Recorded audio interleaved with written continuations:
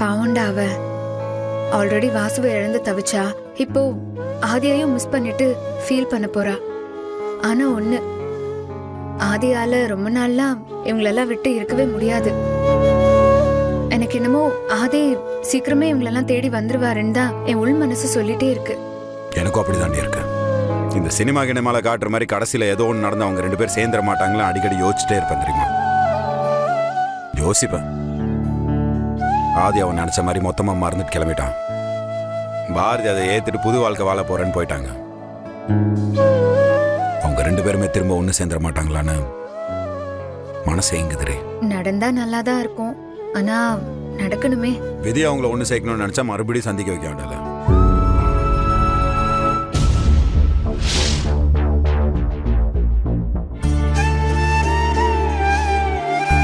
சரி ரம்யா, போயிட்டு வரோம். அம்மா கிளம்புறோம்மா. சரிம்மா. உடம்ப பத்திரமா பாத்துக்கோங்க ஆண்டாள். கரெக்டா செக்கப்க்கெல்லாம் போங்க. சரி, லக்கேஜ் கொடுங்க, வண்டியில் வச்சிருக்கேன். என்னாச்சு மாப்பிள்ள, நீங்க 2 பேரும் கிளம்புங்க, நாங்க வரல. அம்மா எங்க கூட வரலையா? ஏன், என்னாச்சு? மனசு கேட்கல ஆண்டாளு. பாரதி இப்படி தனியா தவிக்க விட்டுட்டு என்னால அங்க வந்து நிம்மதியா இருக்க முடியாது. ஆமா ஆண்டாளு, அவ புருஷன் கூட சந்தோஷமா போயிருந்தா நாமளும் இங்க இருந்து சந்தோஷமா போயிருக்கலாம். ஆனா அவ கையில ஒரு பிள்ளையும் வயித்துல ஒரு பிள்ளையும் வச்சுக்கிட்டு கண்ணு முழுக்க கண்ணீரோட போறா. அவளை இப்படியே விட்டுட்டு போனா நம்ம மனசாட்சியை நம்மள கொன்னுரு ஆண்டாளு. நீங்க போய் உங்க வேலைய பாருங்க. நானும் பாட்டியும் இருக்கிற மிச்ச வாழ்க்கையை அவ கூட கழிச்சுக்கிறோம். நானும் இதை சொல்லணும்னு நினைச்சேன். 1000 இருந்தாலும் பாரதி நம்ம வீட்டு பொண்ணு. அவங்கள இப்படி அனுப்பி வச்சது எங்களுக்கும் குற்ற உணர்ச்சியா தான் இருக்கு. நீங்க எடுத்த முடிவு சரிதான்.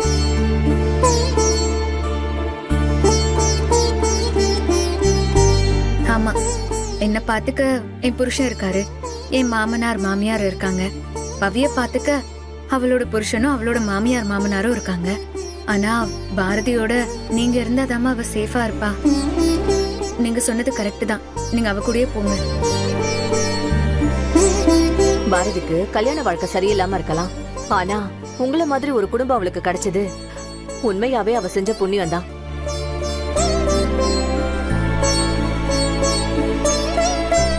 சரி, சீக்கிரம் பாரதிக்கு ஃபோன் பண்ணி எங்க போயிட்டு இருக்கான்னு கேட்டு பார்க்கலாம். அவ கோவிலுக்கு போயிட்டு தான் எங்க போறதுன்னு முடிவு பண்ணணும்னு சொன்னா.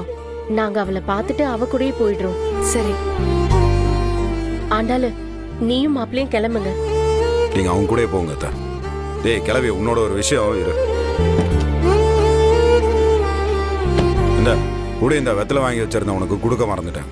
நல்லா சுண்ணாம்பு தடவி நாள் ஃபுல்லா அரைச்சிட்டே உட்காந்துரு, சரியா? உன் குணத்துக்கோ உன் எண்ணத்துக்கோ நீ 100 வருஷம் நல்லா இருப்ப சாமி. 100 வருஷமா? பார்த்து போயிட்டு வையா. சரி பார்க்கலாம், வரேன். சரிங்களா, வரேன். வாங்க. பார்த்து ஆண்டாளு.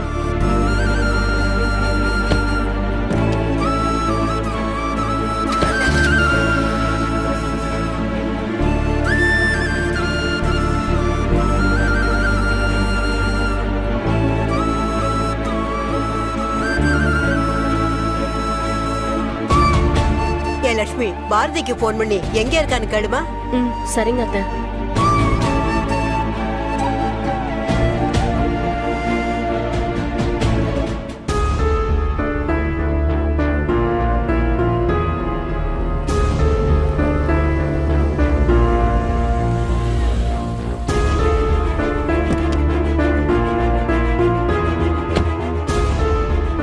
என்னாச்சு சார்? என்னன்னு தெரியல, கார் பிரேக் டவுன் ஆயிடுச்சு. என் ஃப்ரெண்டு மெக்கானிக்கை கூப்பிட போயிருக்காங்க. ஃப்ளைட்டுக்கு டைம் ஆயிடுச்சு. என்ன நீங்க ஏர்போர்ட்ல ட்ராப் பண்ண முடியுமா? ஐயோ சாரி சார், வண்டியில ஆல்ரெடி கஸ்டமர் இருக்காங்க சார். இந்த ரூட்ல வண்டிங்க வேற அதிகமாக வராது சார். சார் நீங்க ஏர்போர்ட்டுக்கு போகணும்னா அந்த சைடு பைபாஸுக்கு போனாதான் வண்டி அதிகமாக வரும் சார். சரி, அப்ப என்ன பைபாஸ் வரைக்குமாவது ட்ராப் பண்ண முடியுமா? இல்லை சார், உள்ள ஆல்ரெடி கஸ்டமர் இருக்காங்க சார். சரி, நான் வேணா அவங்க கிட்ட கேட்டு பார்க்கட்டுமா? கேட்டு பாருங்க சார். அவங்க ஓகேன்னு சொன்னா நான் கூட்டிட்டு போறேன் சார். சரிங்க.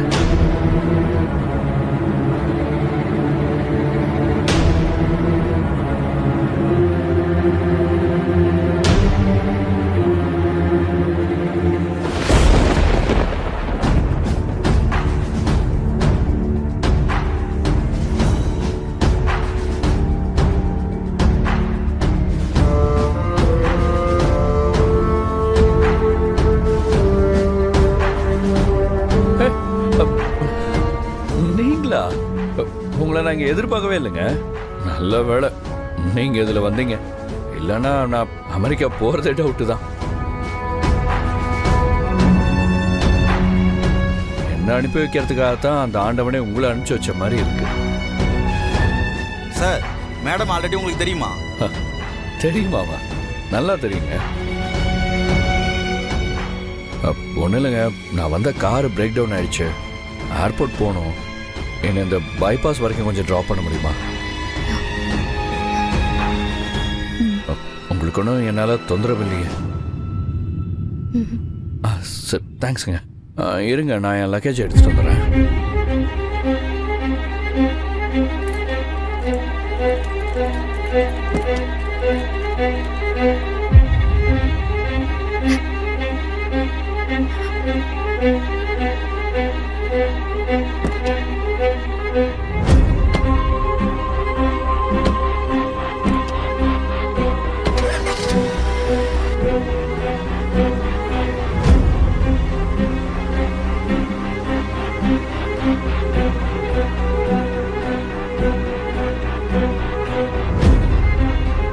ரொம்ப தேங்க்ஸுங்க.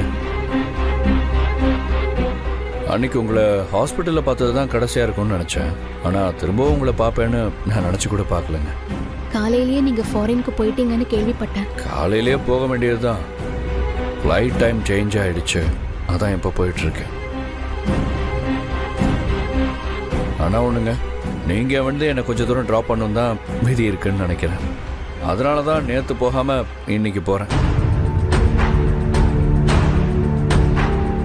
பரவாயில்லைங்க, உங்ககிட்ட சொல்லிட்டு போகணுமேன்னு உள்ளுக்குள்ளே தோணிக்கிட்டே இருந்துச்சு. பார்த்தா நேர்லேயே உங்களை பார்த்துட்டேன். எது நடக்கணும்னு இருக்கோம் அதானங்க நடக்கும். கரெக்டாக தான் சொல்கிறீங்க.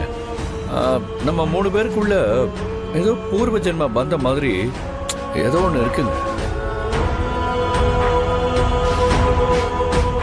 அதனால தாங்க இப்படிலாம் நடக்குது.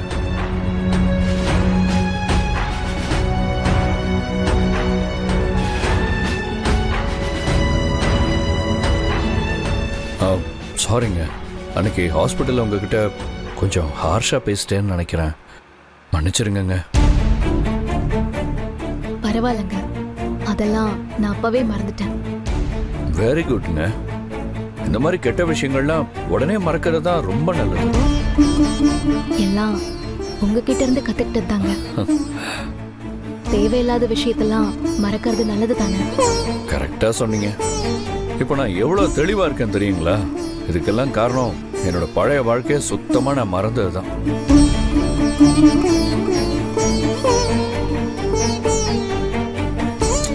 என்னன்னு தெரியலங்க, உங்ககிட்ட மட்டும் என்னை பற்றி ஏதாவது சொல்லணும்னு நினச்சா எதை பற்றியும் யோசிக்காமல் அப்படியே சொல்லிடுறேங்க. என் லைஃப்பில் எல்லாமே எனக்கு என் அம்மா தான். அவங்க இப்போ என் கூட இல்லை.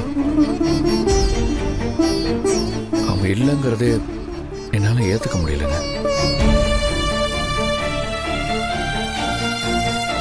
அவங்க இறந்தப்போ ஏதோ ஒரு விஷயம் நடந்திருக்குங்க. அதனால தான் நான் இப்படி ஒரு முடிவுக்கு வந்திருக்கேன். அம்மானா சும்மா இல்லைங்க.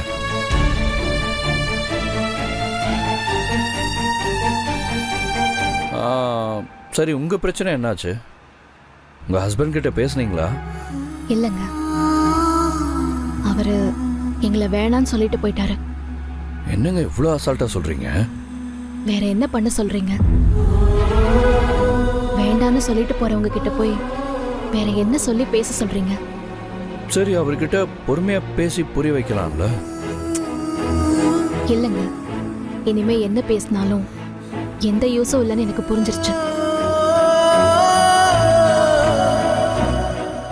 இனிமே அவர் வாழ்க்கையை வாழட்டும். என் குழந்தைங்களுக்காக என் வாழ்க்கையை நான் வாழணும்னு முடிவு பண்ணிட்டேன்.